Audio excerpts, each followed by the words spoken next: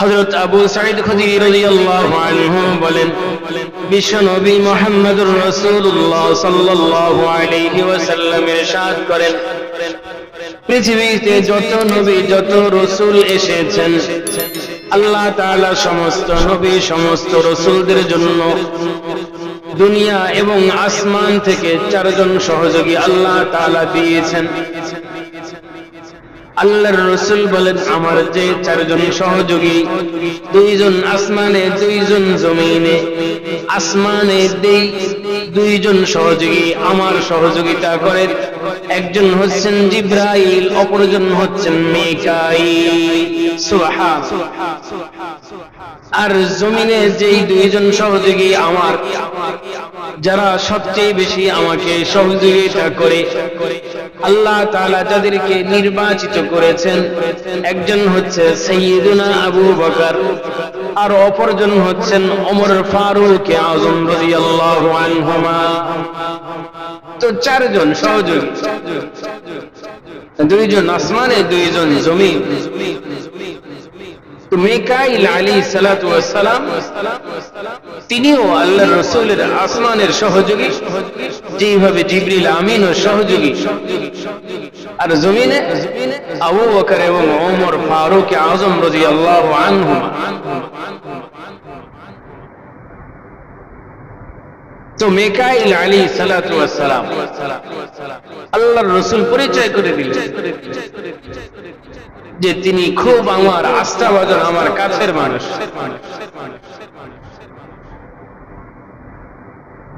عن عبد الله بن عباس رضي الله عنهما قال أن اليهود سألوا النبي صلى الله عليه وسلم عن أسئلة قالوا لا يعلمها إلا الله। হযরত আব্দুল্লাহ ইবনে আব্বাস রাদিয়াল্লাহু আনহুমা বলেন, একদা ইহুদি জাতি, ইহুদিদের মধ্যে থেকে কিছু মানুষ আল্লাহর রাসূলকে বিভিন্ন বিষয়ে প্রশ্ন করলেন। ইহুদিরা সেই প্রশ্ন সম্পর্কে বলল,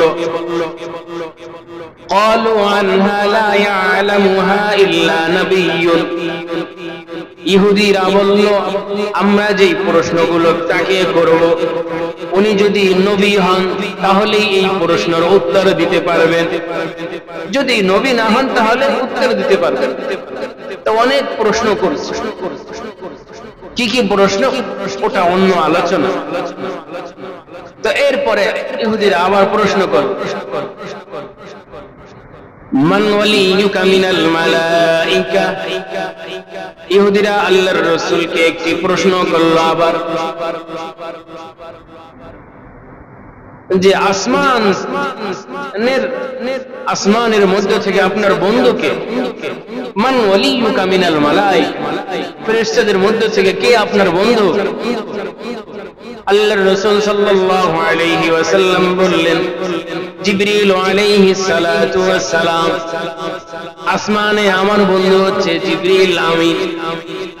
তো ইহুদিরা বলল, قالوا جبريل ذاك الذي ينزل بالحرب والقتال والعذاب عدونا। আপনি কি সেই জিবরিলের কথা বলছেন, যে জিবরিল আযাব গজব শাস্তি নিয়ে আসে, মাঝে মাঝে আমাদের বিরুদ্ধে যুদ্ধেও অবতীর্ণ হয়, সেই জিবরিলের কথা বলছে? আল্লাহর রাসূল বললেন, হ্যাঁ। ইহুদিরা বলল, সে তো আমাদের দুশমন। قالوا لو كان ميكائيل الذي ينزل بالرحمة والمطر والنبات لاتبعناك। ইহুদিরা বলল, আপনার বন্ধু যদি জিবরিল না হয়ে মিকাঈল হইতো, যিনি পৃথিবীতে রহমত বর্ষণ করেন, রহমত নিয়ে আসেন, যিনি পৃথিবী থেকে শস্য ফসলাদি উৎপন্ন করান, এবং যিনি আসমান থেকে বৃষ্টি বর্ষণ করেন, আপনার বন্ধু যদি জিবরিল না হয়ে মিকাঈল হইতো, লাত্তাবানা, তাহলে আমরা আপনাকে নবী হিসাবে মেনে নিতাম। হাদিসটি মুসনাদে আহমদ, সুনানুন নাসাই, ফিল কুবরা, মুজামুত তাবরানীতে এসেছে। তো ইহুদিরা জিবরিল আমিনকে একটু ছোট করেছে, মিকাইলকে উঁচু করেছে। আল্লাহর কাছে তো জিবরিলের সম্মান বেশি, এরপরে মিকাইল, আল্লাহ তাআলা সাথে সাথে আয়াত নাজিল করে দিলেন, من كان عدوا لله وملائكته ورسله وجبريل وميكال فإن الله عدو للكافرين। সূরাতুল বাকারা আয়াত ৯৮ আল্লাহ তাআলা বলেন, হে রাসূল আপনি পৃথিবীর মানুষদেরকে বলে দেন, যে ব্যক্তি আল্লাহ এবং রাসূল এবং ফেরেশতাদেরকে দুশমন মনে করে, জিবরিল এবং মিকাইল যারা দুশমন মনে করে, ফাইন্নাল্লাহা আদুউল লিল কাফিরিন, আল্লাহ কিন্তু তাদের দুশমন। যে ব্যক্তি আল্লাহ তাআলা এবং ফেরেশতা জিবরাইল মিকাইলকে রাসূলদেরকে দুশমন মনে করবে, আল্লাহ কিন্তু তার বিরুদ্ধে দাঁড়াবে, আল্লাহ তাআলা তাদের বিরুদ্ধে তিনি তাদের দুশমন। তো মিকাইল আল্লাহ তাআলার কাছে সম্মানিত আস্থাভাজন একজন ফেরেশতা। তো মিকাইল আলাইহিস সালাতু ওয়াস সালাম বৃষ্টি বর্ষণ করেন, মেঘমালা নিয়ন্ত্রণ করেন এবং জমিনে যা কিছু উৎপন্ন হয় মিকাইল আলাইহিস সালাতু ওয়াস সালামের তত্ত্বাবধানে হয়। এই জন্য দেখা যায় অনেক মরুভূমি, বৃষ্টি নাই, তারপরও ফসল হয়।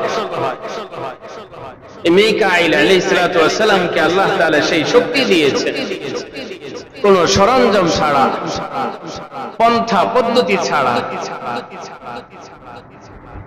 তিনি আল্লাহ তাআলার শক্তির বিকাশ ঘটান। এই জন্য আলী কাররামাল্লাহু ওয়াজহাহু বলেন,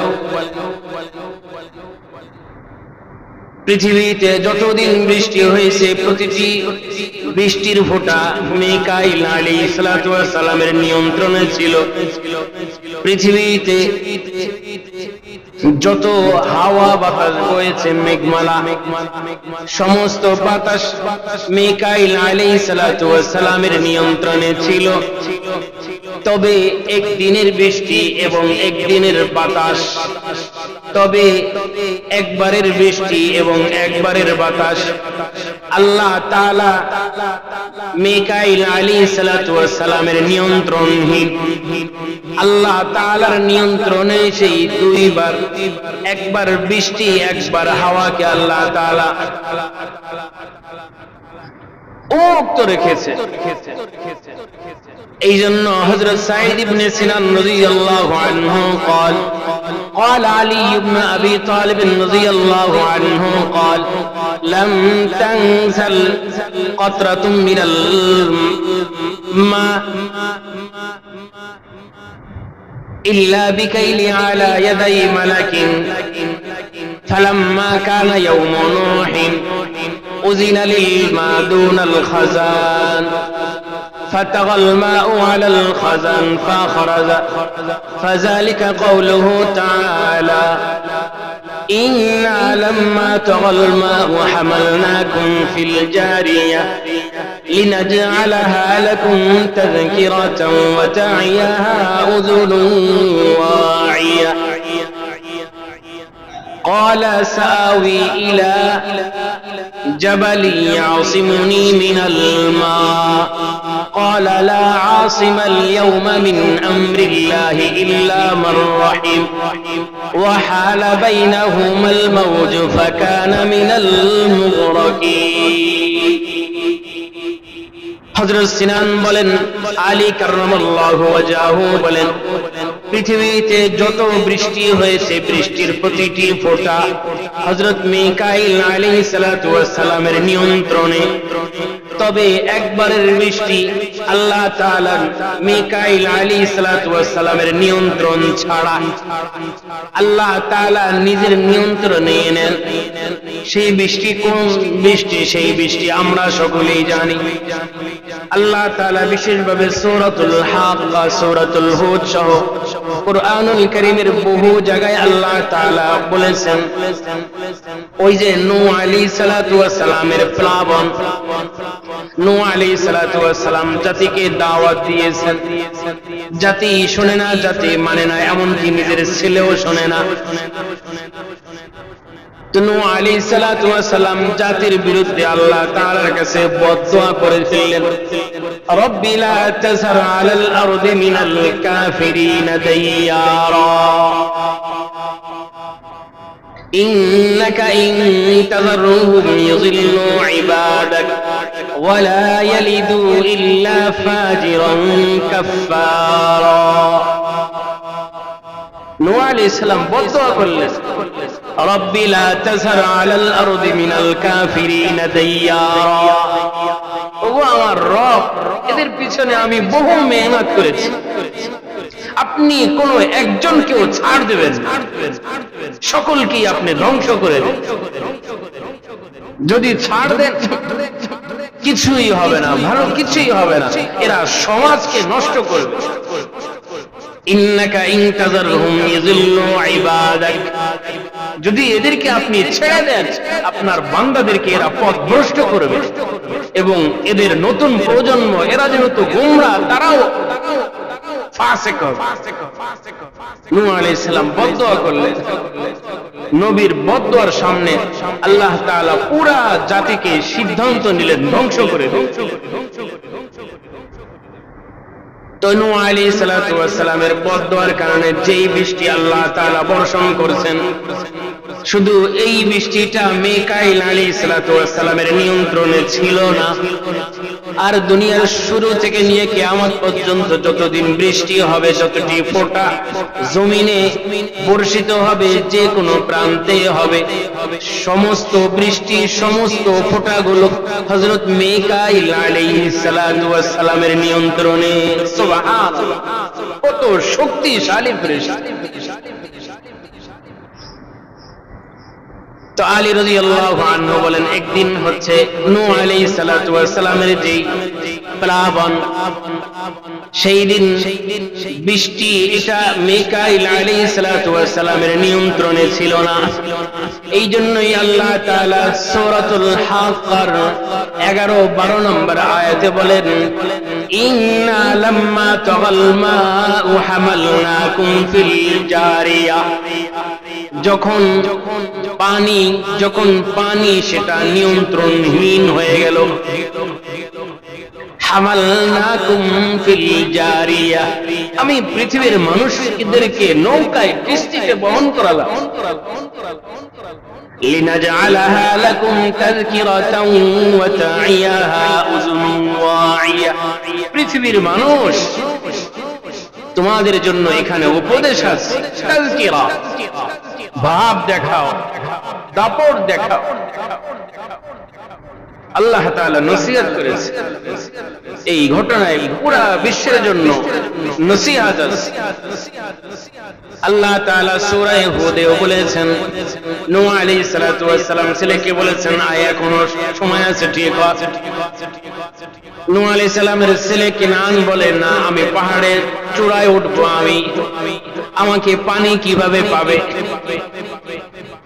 নূহ আলাইহিস সালাতু ওয়াস সালাম এবং ছেলের কথা আল্লাহ তাআলা সূরা হুদ আয়াত 43 এ আল্লাহ তাআলা বলেন, নূহ আলাইহিস সালাতু ওয়াস সালামের ছেলে নূহ আলাইহিস সালাতু ওয়াস সালামকে বলে, ক্বালা সাআউই ইলা জাবালিন ইয়াসিমুনি মিনাল মা, বাবা তুমি আমাকে দাওয়াত দিচ্ছ, পানির ভয় দেখাচ্ছ, পানির কি শক্তি আছে পাহাড়ের চূড়ায় উঠবে? আমি একেবারে পাহাড়ের চূড়ায় আশ্রয় নিব, কিভাবে পানি আমাকে ডুবাবে?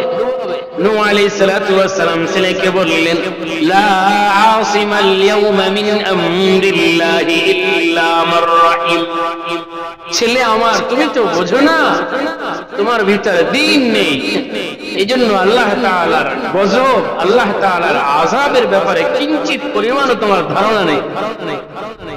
নূহ আলাইহিস সালাতু ওয়াস সালাম ছেলেকে বললেন, আজকে আল্লাহ তাআলার ক্রোধকে কেউ নিয়ন্ত্রণ করতে পারবে না।